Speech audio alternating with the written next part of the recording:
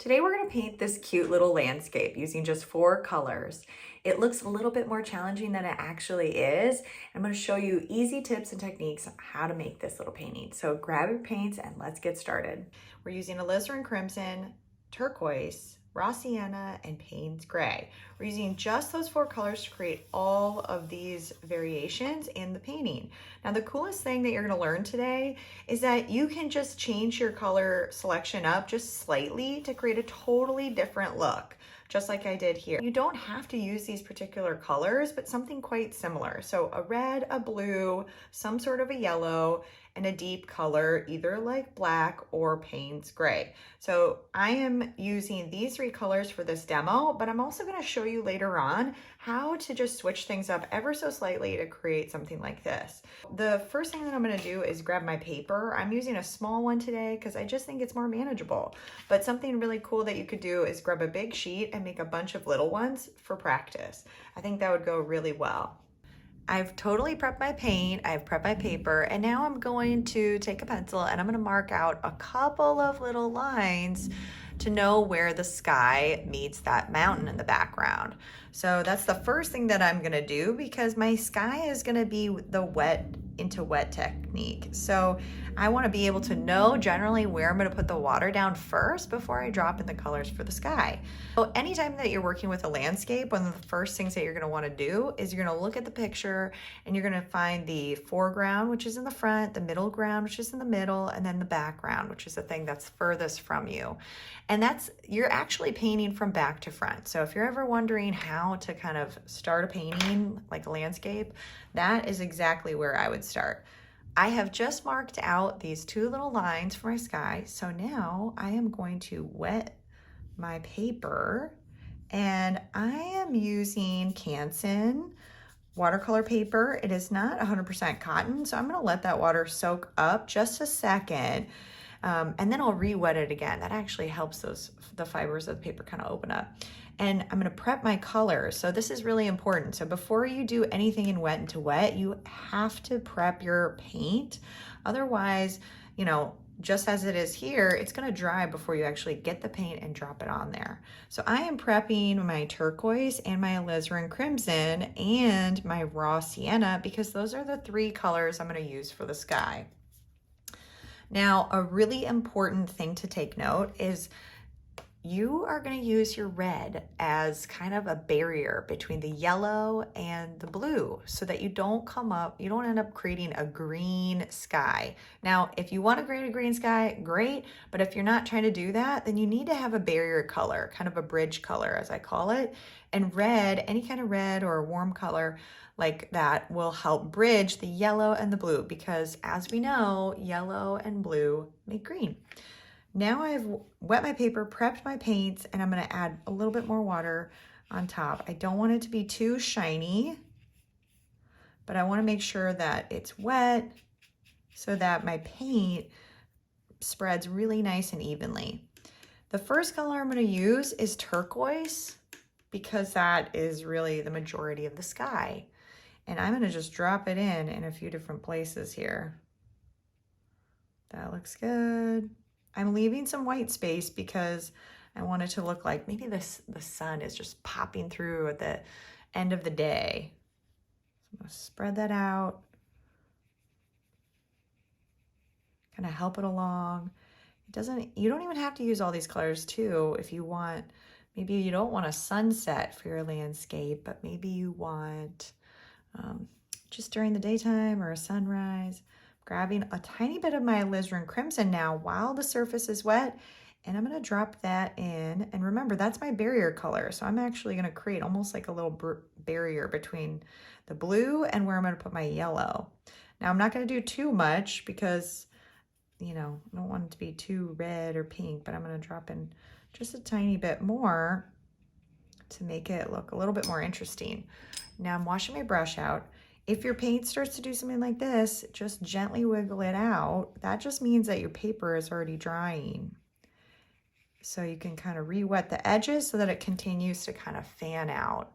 Now I'm going to grab some raw sienna. Raw sienna is a kind of like a yellow It is a very pretty yellow that I use in a lot of paintings because it's not super, super bright and it's not as orange as a yellow ochre, even though you think that by the name, yellow ochre should totally be more yellow, but actually if you go side by side, they're pretty close, but raw sienna is actually, to me, a little bit more yellow and yellow ochre is actually a little bit more orange.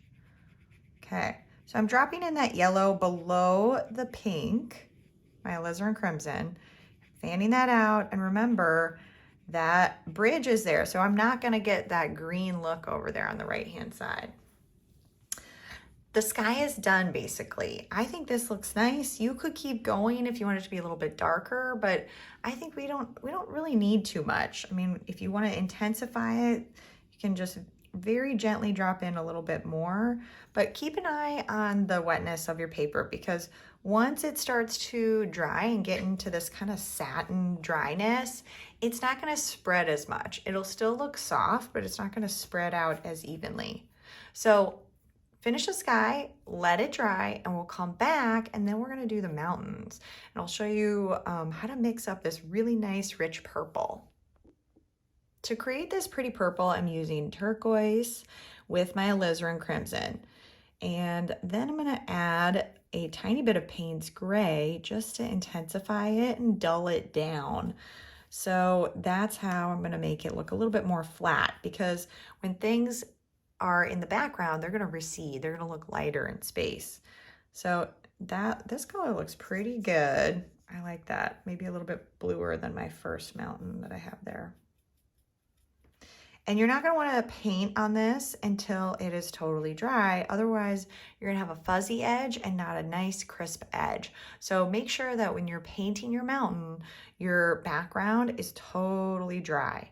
Another tip I have for you before you start painting that is if you can't just go in, you're feeling a little nervous about just painting directly, do what we did before. Make another measurement, or another mark on your paper for how far down that mountain is going to go. So that's how far it's going to go, and I know that it's going to be flat, so it's going to stop somewhere over here. Okay? So that's how far it'll go down, and now I know that I need to stop right here. All right, let's check the paper. You can sometimes feel on the back, if it's cool to the touch, it's still probably slightly damp.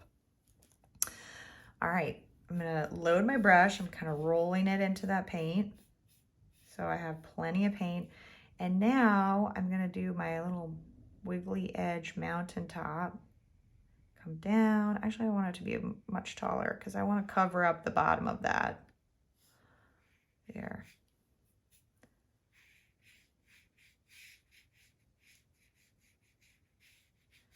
And we're just painting directly because this is a nice, simple landscape. We're not doing anything super fancy here. So you're gonna paint directly and then you're gonna leave it. If you wanted to, what you could do is you can drop in a little bit more paint at the base while the surface is wet.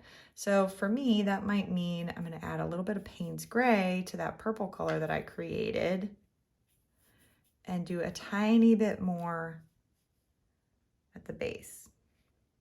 And you can tell right now my paper is already dry, so I'm gonna just fan that out with my brush and not do the wet to wet technique.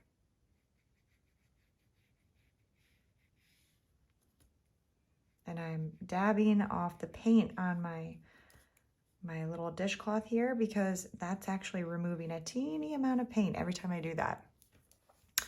All right. This is already looking really nice. We're gonna let that dry before we do our next layer, which is the bank of this river. So while this is drying, I'm gonna mix up our second part of our picture, or actually our third part of our picture, and that is this kind of brown color.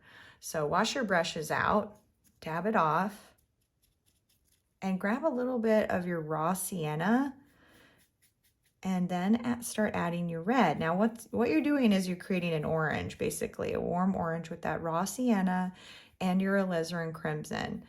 And the coolest thing with this very limited color palette, look at that, that's pretty close to brown. Now the next thing I can do to make that more brown is just drag in some of that purple that I created. And look at that. That's basically brown right here. And I'm going to swatch it so you can see. Look at that. I'm going to paint directly with this too. And I'm going to use it almost like a pencil. But what you could do, if you don't want to paint directly right away, is the same thing again. So make a little mark where that river starts. Okay. And then follow, not quite halfway point. Make a dot. Make another little dot where it pops out. This part right here, it pops out, and then it kind of goes back.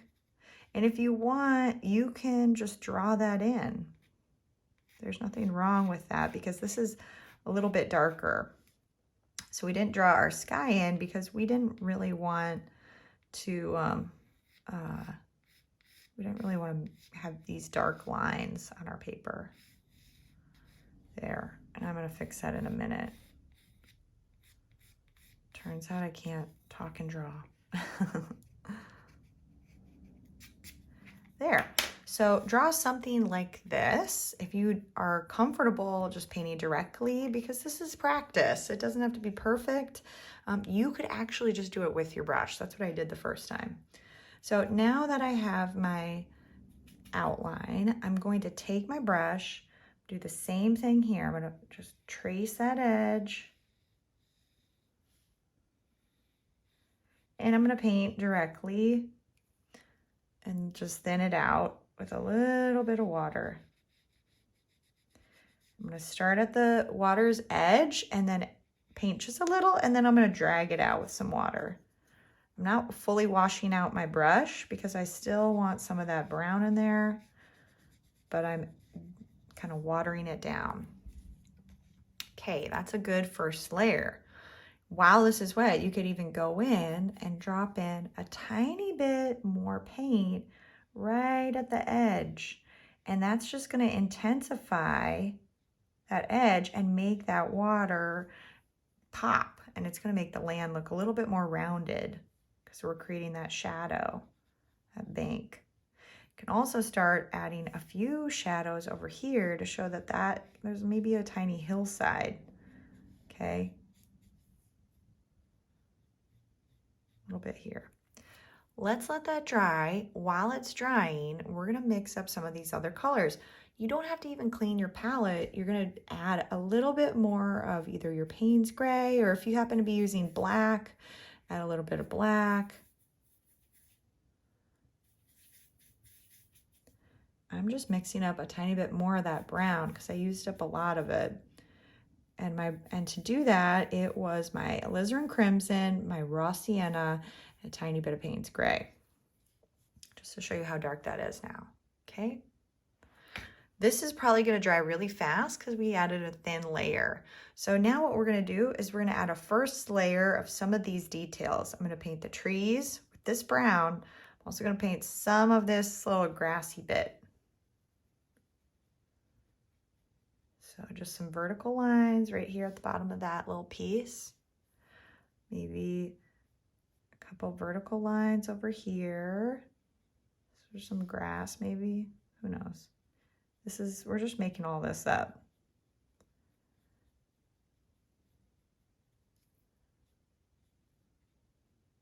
There.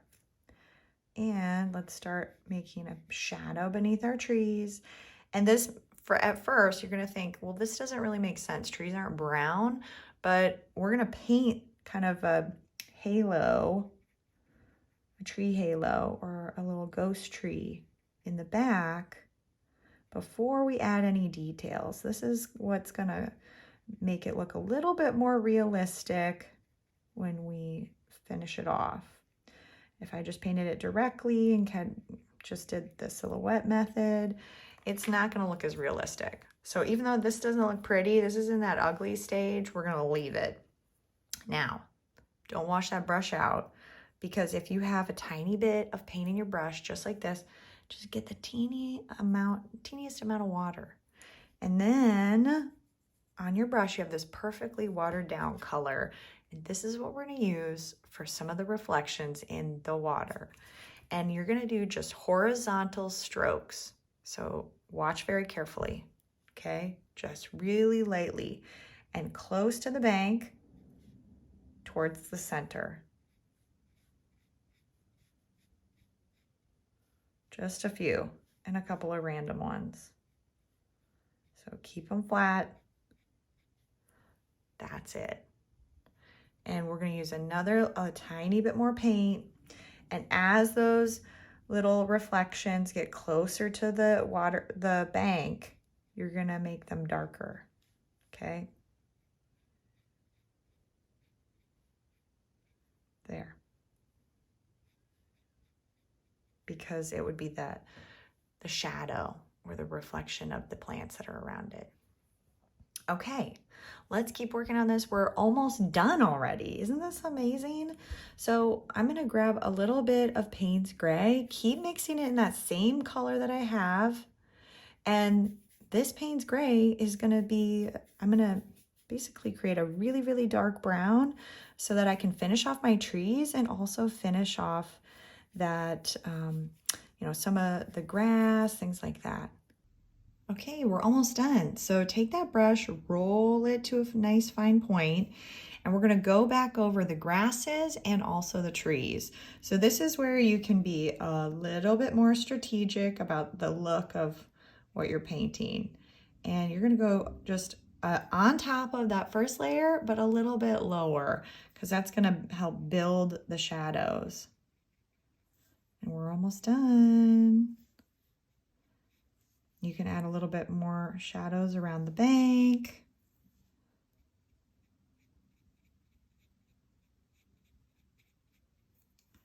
I'm gonna get some more paint for the trees. Now for the trees, you can do a little line, add some detail, or just plop them in with little blobs. I'm gonna make it a little bit darker with my Payne's Gray. And what I did in this one is I added the detail only on the left-hand side because it makes it look like the sun's coming in and really only part of the trees are kind of lit up. So you can add just a little bit of detail on one side and then most of the shadows on the other side. There we go. That one's kind of funky. That's okay. And I'm going to add a little bit more again. Let's drop in a shadow. I'm just using the same paint that's been in my brush. It looks lighter because I've already used a lot of it up. That's basically it. So there it is. It's all done. Now, the coolest thing that you can do, now that you've practiced this, you do it again with a different set of colors. So I challenge you to do the same painting over and over again, or at least just 2 times, but just switch out maybe just 2 of these colors. So instead of using alizarin crimson, try using cadmium red and see what the outcome is. Or for me, in this painting right here, I used Indian red and ultramarine blue with my raw sienna and Payne's Gray, and it created a totally different look, especially in the sky. So I hope you have a lot of fun with this. Definitely comment below if you want to see more videos like this, and I will see you next time. Happy painting, everybody. Almost forgot, it's time to remove the tape. I don't think that we could have done this without removing the tape. So you can see how cute this is. This would be a really great little card or gift or something that you could even frame.